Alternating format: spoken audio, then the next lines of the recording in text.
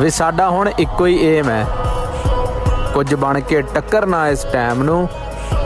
ਫਿਰ ਚਾਹੇ ਅੱਤ ਹੋਵੇ ਜਾਂ ਅੰਤ ਜਵਾਨੀ 'ਚ, ਇੱਕ ਵਾਰੀ ਕੱਢਣਾ ਕਈਆਂ ਦੇ ਵਹਿਮ ਨੂੰ। ਨਹਿਰ ਦੀ ਖਾਈ ਦੀ ਆ ਖੱਟੀ ਸੋਹਣੀਆਂ, ਮੈਨੂੰ ਸੀਨਾ ਤਣਿਆ